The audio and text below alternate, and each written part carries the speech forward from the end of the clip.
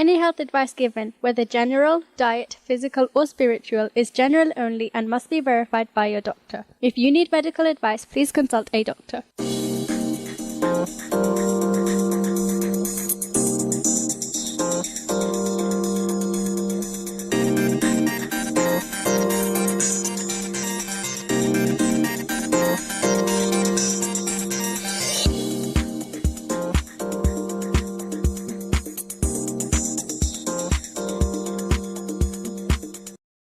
Assalamu alaikum, and welcome to the latest edition of the Health and Fitness Show. I am your host, Suleiman Rafiq, and we are broadcasting on Inspire 105.1 FM.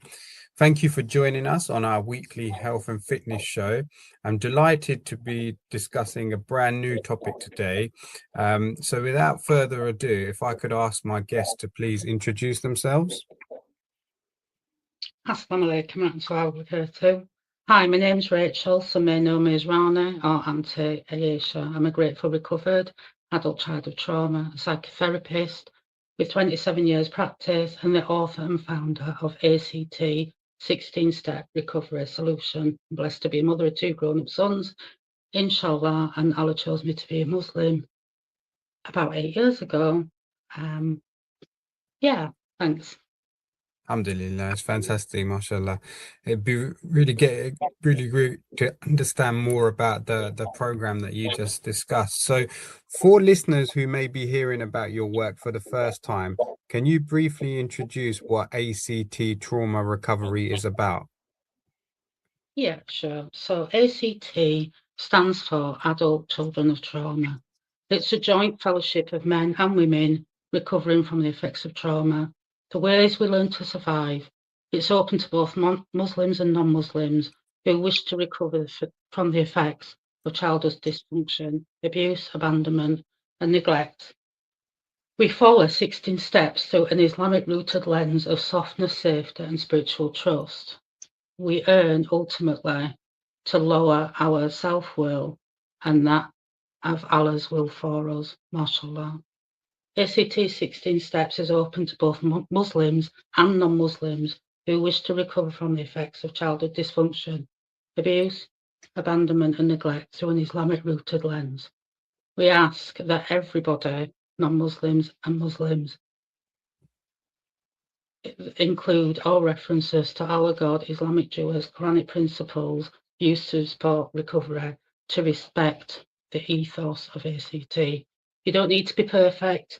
You don't need to be a Muslim. You only need to be honest, open, and willing to heal. It's a path back to emotional sobriety, healthier relationships, restored in the reliance of Allah, tawakkul, and reconnection to Deen. Thank you. Fantastic. And can I ask what inspired you to create these recovery spaces? Yeah, sure. So my own lived experience as an unrecovered adult child led me to overeating food, overworking, distractions from a young age. I spent many years in recovery communities. All recovery relies upon a surrender to a higher power. My higher power is Allah, as I'm a Muslim. I saw the power of shared healing, and I was deeply inspired by my Auntie Aisha, also a revert, who passed away last year, may Allah grant her Jannah. Ameen. And the generational trauma of unspoken between us that went through our families and affected our children's lives as it did ours. I wrote the A.C.T 16 steps as a solution I could live by myself, invite others to walk with me. The work is about breaking generational trauma, returning hearts back to Allah's guidance, and always seeking the next right thing, forgiveness and mercy, inshallah. Fantastic. And then just moving on in terms of everyday kind of challenges that you might see through this. When I was researching a little bit more around the recovery program, there was a phrase that was referred to as survival patterns. Can you explain what that means in everyday language? Yeah, sure. So survival patterns simplifies it. Survival patterns are behaviours we learned as children to stay safe. Things like people pleasing, controlling others, acting small, perfectionism, manipulation, hiding what we really want, our desires. So being in self-will is a very common survival pattern for adult children. Isolation, lust, greed, envy are all survival patterns that help us to keep us to feel safe, but really what they do is they block us from our iman and from relationships with the people. So we can distract ourselves with food, money, work, relationships, or substances. These patterns once protected us as adults, but like I say, they block peace, connection, and reliance on Allah. And then, so some of the habits, why do habits that maybe once helped us cope sometimes become limiting for us later on? Yeah, okay, that's a brilliant question. I think the habits that kept us safe as children keep us fearful as adults. We don't grow into our true selves, the one Allah created at birth. We rely on people, places, and distractions, and all those things block how we feel, how we really feel. So what we do is we use these habits to almost keep us small and limited. And at the time, they feel like they're keeping us calm and safe. But really, all they're doing is, making us quite chaotic, isolated, and we suffer massive amounts of shame and guilt and fear because of these habits that we do. And we also live quite secret lives. So over time, this just results in a distance from Dean, and recovery begins when we become conscious of these patterns. So we sincerely ask Allah in step 7 to remove what no longer serves us. Trauma and dysfunction wear many masks. So as a child, if you were told to be strong, quiet, grateful, or struggling in silence, you'll find yourself disconnected as an adult from your gifts, your voice, or your ability to heal. In A.C.T, we don't label your survival, we witness it. We give it space to transform. We don't walk alone. Every step we take is a step towards healing. Allah runs to us with his rahmah. Allah is always nearby. We believe nearby now, and he will be near tomorrow. Softness is our birthright. Safety is our new home. Deen is our eternal anchor. MashaAllah. Jazakallah, thank you for that. And then, can I ask you? You've mentioned you've been involved in this for quite a long time now. And with your experiences and the support you've given, what are some common emotional struggles people experience but rarely talk about? Yeah, okay. So deep shame, guilt, fear, anxiety. And the thing that we have in common is this deep sense of isolation and loneliness, not reaching satisfaction, not being able to pray, fear, massive amounts of fear that we're doomed. We go feeling unseen, unheard, or dismissed. We live secret lives. We overuse food, money, relationships, work, social exclusion. We use substances, addictions, compulsions, and difficulty connecting. Carl Jung, famous psychoanalyst, said, "Until you make until you make the unconscious conscious, it will direct your life, and you will call it fate." Thank you. Fantastic, thank you so much. So it's clear in terms of there's various. I think trauma is something that's become more and more talked about in recent years. Is that fair to say? Yeah, I think it is. Yeah. And this is obviously quite a specific program, and from what you're saying, it sounds very much rooted in gentle and compassionate kind of understanding. And I saw in the promotional materials that the sessions are described as being that. Why is that important in the work that you're doing? Yeah, okay. So adult children, so as children, we often went unheard, unbelieved, and ridiculed growing up. So what we say is we have a gentle and compassionate way of reparenting ourselves and being accountable to each other. This is something that for the first time ever we may have experienced, and it's really difficult for a lot of people to even be able to find their own voice, not to not just to say what the trauma were, but to be believed and to be heard. Many of us treat ourselves very harshly as adults, have very negative self-talk. Perfectionism is a major concern for adult children, and we often hide it in childhood chaos. So we become perfect in order to hide the chaos that we're feeling and the confusion that we're feeling. So gentleness allows us safety, honesty, and healing to fold naturally. Fantastic.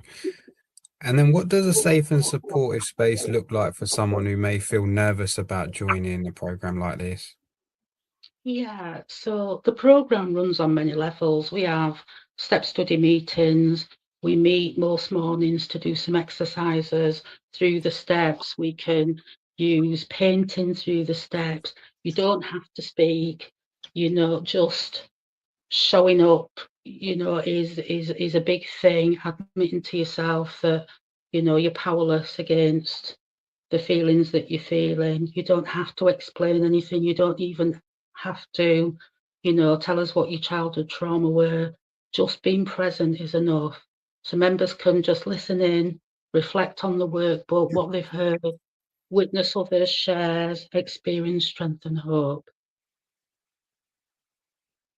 Fantastic. And how do you help people feel comfortable even if they don't want to speak or share? Yeah, okay. So we have a script for each meeting, and it's emphasised right at the beginning that sharing is always optional. We ask that, you connect with the meeting by just saying hello, but actually sharing on what we're reading might feel like really unfamiliar. But sometimes when somebody shares something, it often you think, oh, I thought I were the only one feeling like that. So, generally you do kind of want to say, wow, I've heard something that, I've always wanted to say and I've always felt, but I've never met anybody else. I'd never met another Mm. adult child. I didn't know adult children even existed, and service is always encouraged. So our meetings is a collective, it's a true fellowship. There's no leader, we're all trusted servants. So if you were at a face-to-face meeting, you take turns in making the tea, reading the scripts, handing out the workbooks. Online, it looks like being a timekeeper or a script reader. So listening in itself and just being present is deeply healing. Fantastic. So I just want to now get into the kind of steps. So you mentioned this is a 16-step program. I mean, just before we look at this, I'm just curious in terms of I've heard of like the 12-step program, and I was wondering if there was any connection or correlation to that. Yeah, okay. So I've been in 12-step recovery. So I guess I've experienced 12-step recovery and I've experienced other people's recovery. But A.C.T. 16 steps is a reliance on Allah. The extra steps are about reparenting yourself. Mm, So the steps are very different, they're not the same at all, but the mm, kind of journey that you go on is a lot mm, more longer because you have a relationship with yourself.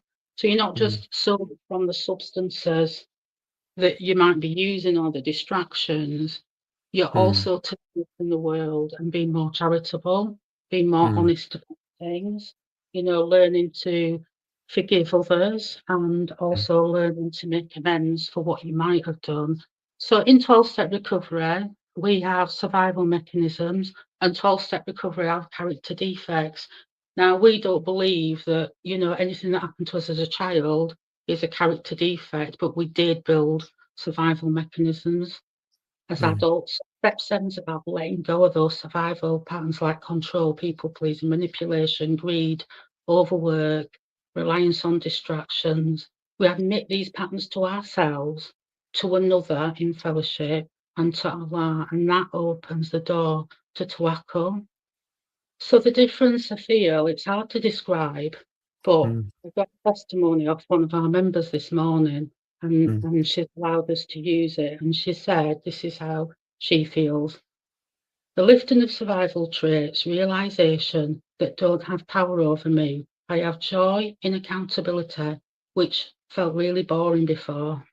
A freshness, a renewed energy in living life, gentle in relationships and towards myself, a wish and ability to do what I ought to be doing, not procrastinating and overthinking, overanalyzing and not being stuck, doing and being equally a new beginning, excited for the next day. Mundane things become joyful, enjoying hobbies, having a genuine give mentality, wondering about the beauty of a new day and life in general, knowing and feeling that problems are a part of life and they're not insurmountable. We as Muslims are reminded, indeed, with hardship comes ease. Quran chapter 94, verse 5. Thanks. Nicola, thank you so much for sharing that. And then just wanted to, so when I first saw this, it was actually on a Facebook group, and it was specifically around step 7. The session was going to be discussing around step 7, I understand, is letting go. Yeah. And the focus with step 7 is about letting go of what no longer serves us. Can you just break that down and explain what that means in practical terms? Yeah, of course. So what no longer serves us is that level of control that still affects us as adults, and holding on means attachments to things outside our control. And our low iman in recovery spaces, this is named as a spiritual blockage. So letting go, surrender. Surrender is a really difficult thing to do if you don't actually know what you're letting go of. So the first 6 steps, we are working on what no longer serves us, what doesn't bring us any joy anymore. So if overworking and making lots of money brought me joy, but now it's become a distraction where it's come between me and my family and it's blocking my deen, then that no longer serves me. If overeating food brings me some kind of comfort, that results in, really poor health, then that no longer serves me anymore. Yeah, the money and the food might have been a coping mechanism at one point, and they might have brought a certain amount of comfort, but as an adult, those kinds of being no longer serves me. Yeah, like, you know, perfectionism to a point of where I don't ever get any satisfaction, that no longer serves me. Does that make sense? Does that? Yeah, yeah, absolutely. So it's built up from step 1 to step 7 in terms of the program. And I think I just found this step 7 particularly interesting. And I guess the question would be then, in terms of letting go, why do you find it that letting go can be more challenging than for some people than holding on? Yeah, a really good question. Because letting go, it's all these character defects are almost a part of our DNA. We don't know that they're character defects until we do this work. We Mm, don't know that overworking is something that can become problematic, as well as underworking. mm, We know that these things are actually blocking our sense of sakina. Yeah, mm. so Yeah. when people start this process and when we get to step 7, like I said, they've done a lot of work on Mm, finding out why being recovered from an adult child is like really, it's really advantageous for them and, like I say, their communities and the families. Fantastic. That's really interesting. I'm conscious we do only have about 5 minutes left. Listeners, you're with us here on Inspire 105.1 FM, and today we're discussing specifically around the 16-step ACT trauma recovery program. And delighted to be joined by a sister who has huge amount of experience and understanding of this area. So just slightly in terms of, I'm conscious there might be someone listening to this, and this is really striking a chord with them. And what, kind of support is available, and how can listeners find out more about the online sessions you mentioned? Yeah, sure. So, I mean, I'm hoping that we'll post links as well, but I'm on Facebook. It's Anti-Asia 16 Steps, or you can email me at antiasia99@gmail. There's also the Step Study Book and 16 and 16 Traditions and Principles of ACT available on Amazon. Our meetings are on Sunday. They're open to everyone, non-Muslims and Muslims. You don't have to identify as a adult child of trauma. You can come as a professional as well. So yeah, we have WhatsApp groups. We do all kinds of different activities. We're on YouTube. So yeah, just get in touch or DM me. Thank you. Fantastic.